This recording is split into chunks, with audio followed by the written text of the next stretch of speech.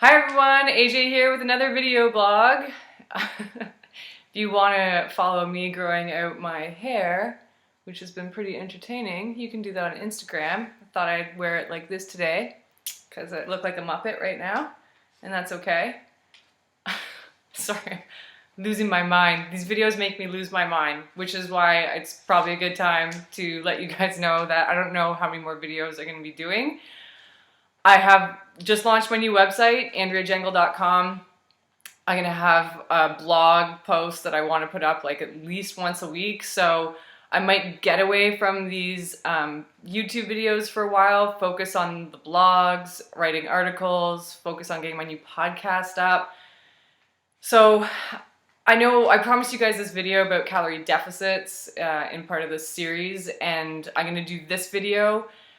But this video is not going to cover nearly everything that you need to know because I can't possibly cover everything you need to know. Everything's somewhat, individual. But I'm going to cover some of the basics, and then really, we're going to start talking about refeeds and, learning to, read the signs that your body's giving you.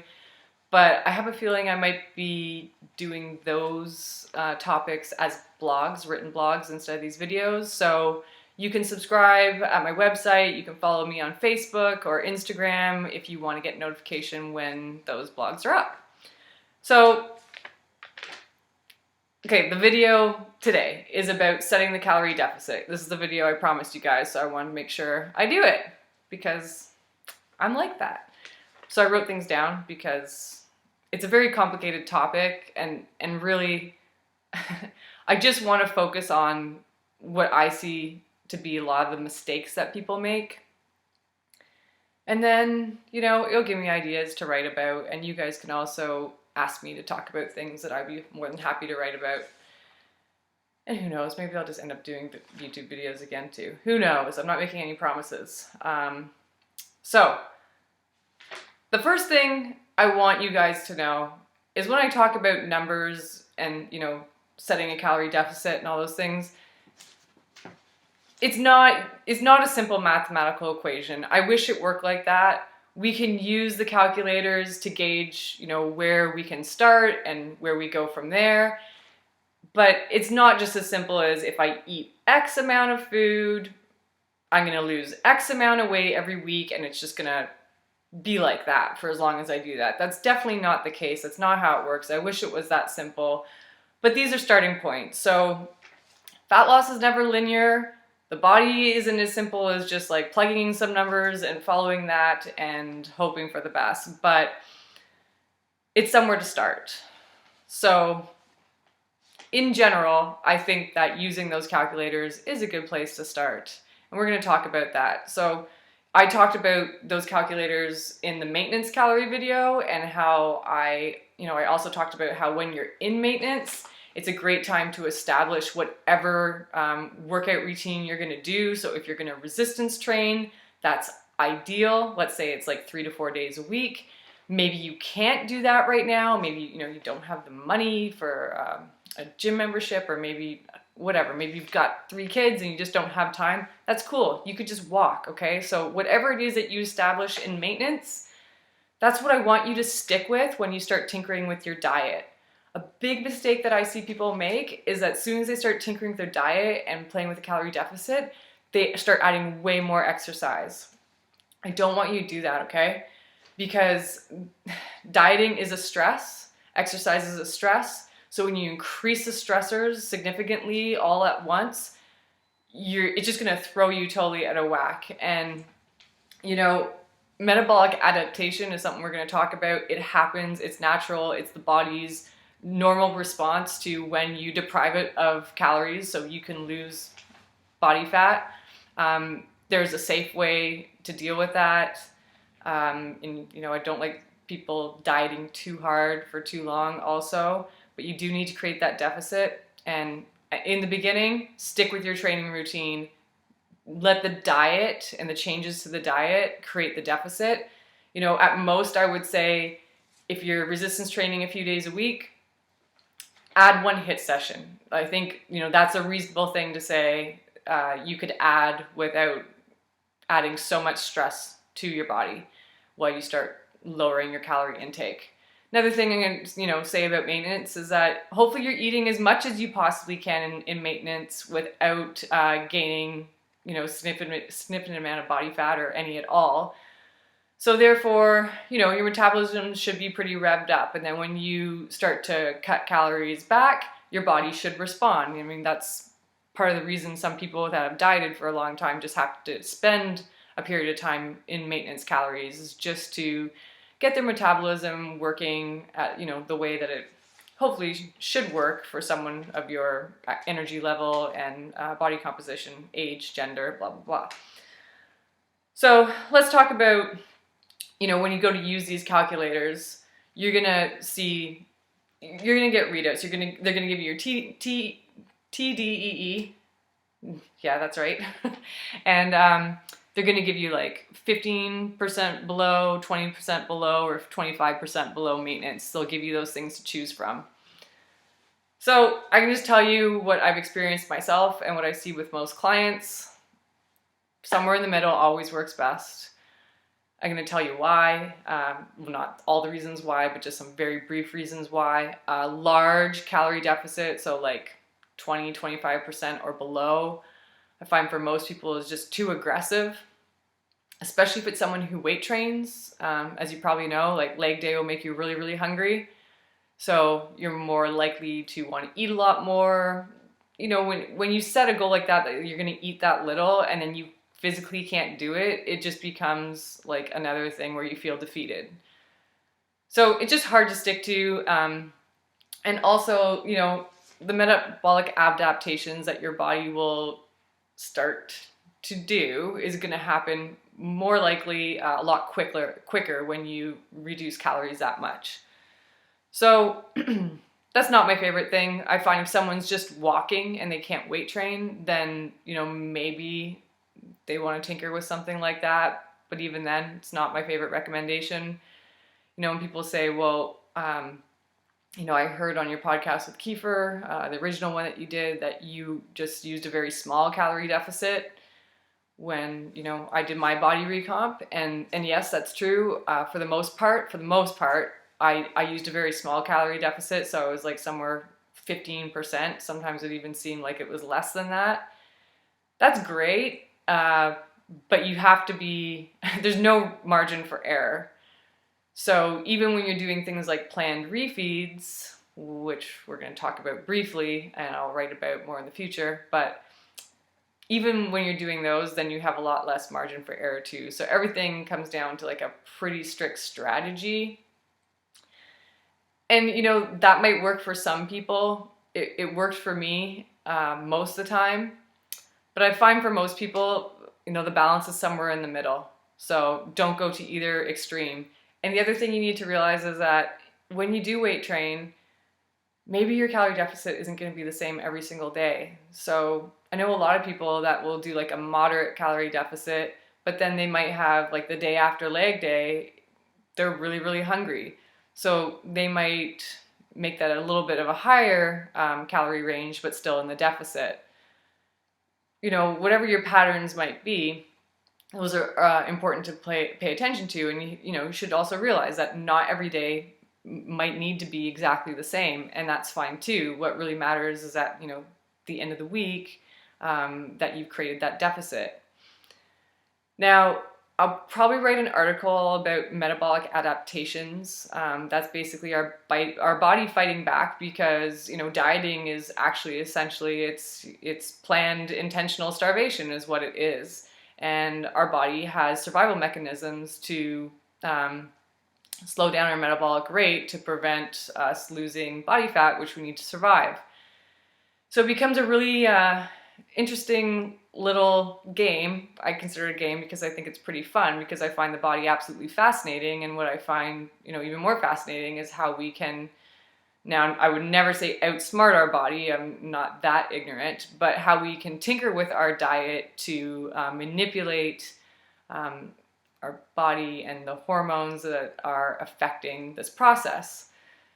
So metabolic adaptations that happen are normal, and part of a good diet strategy is understanding what those are, being very self-aware, and most importantly, when the body starts fighting back, not to think that the answer is to diet harder and exercise harder.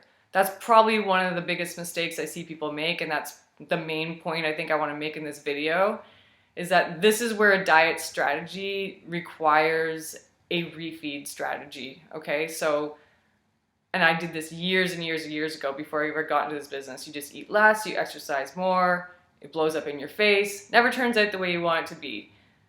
I would never ever put someone on a diet without some kind of refeed strategy.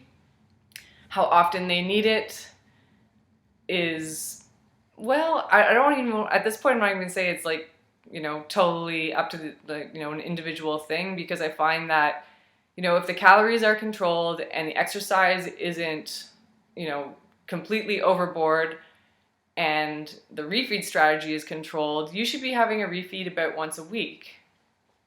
And of course, for those of you that have followed me through Body.io, Carb Night, John Kiefer's diet book, Carb Night Solution, that refeed strategy works amazing, especially for people that are on a somewhat lower carb diet. I've tinkered with things with just like a one meal refeed. It works in some scenarios for some people. Some people also really need that extended refeed period. So I'm not saying that you go out and eat whatever the heck you want. It's still a strategy. It's still somewhat controlled, but they need like at least like a 6 to 7 hour refeed period.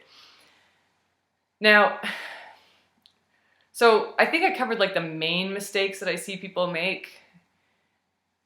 And I think, the most important thing to understand here is that you need to go into this a little bit emotionally disconnected and kind of treat yourself like a science experiment. And that's what really worked for me.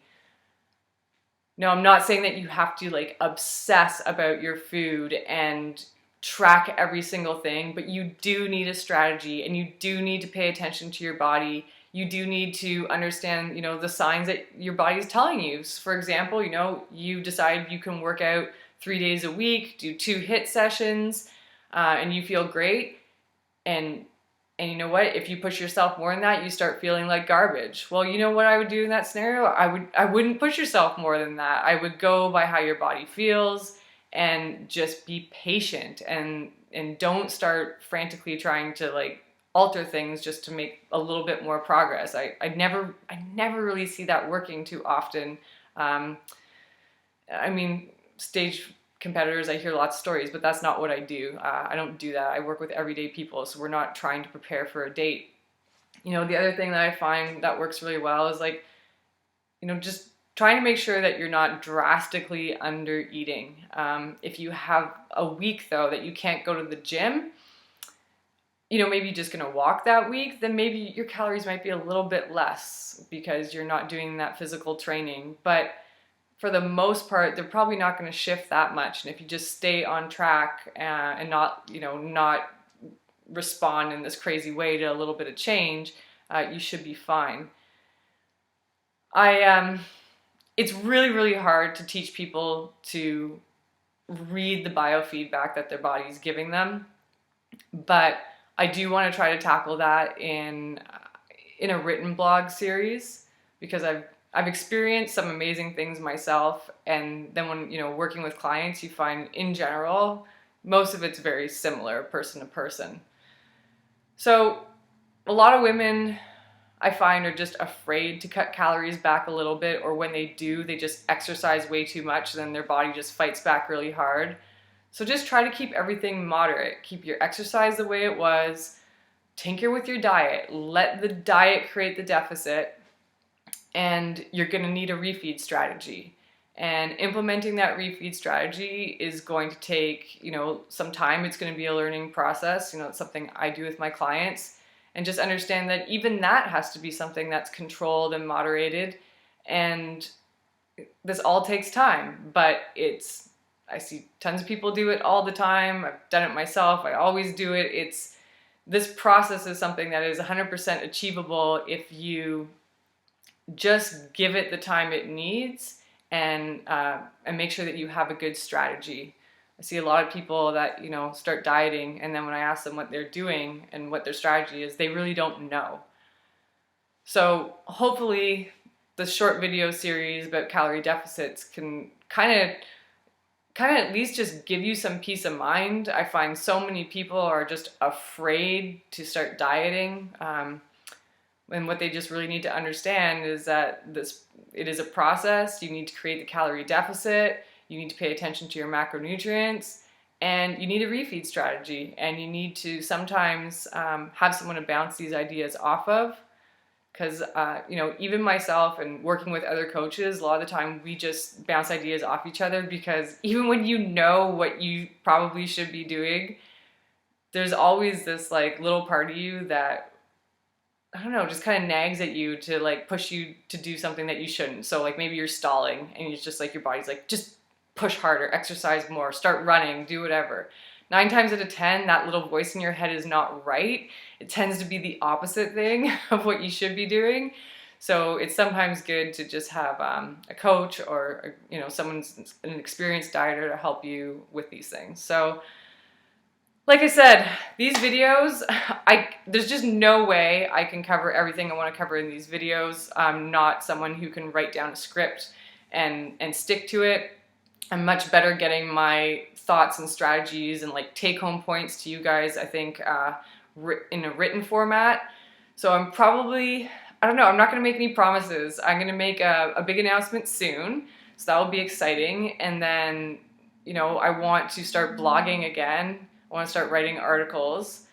I think these videos were a good opportunity for me to provide some information to people, you know, while my website was under construction. And now that it's up, I really hope to focus on that and hopefully get a new podcast going soon. So just wanted to thank everyone for your support through this whole transition over the last few months.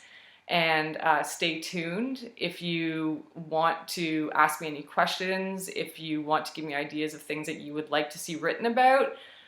You can always email me at info@andreajangle.com. There's a contact page on my website too, and if you can't remember that or don't know how to spell my name. But I don't know. I'm not going to make any promises. Maybe I'm just going to be like, yeah, I just want to make YouTube videos once a week. It might be that. But stay tuned. Lots of cool stuff coming up, and thanks a lot, everyone.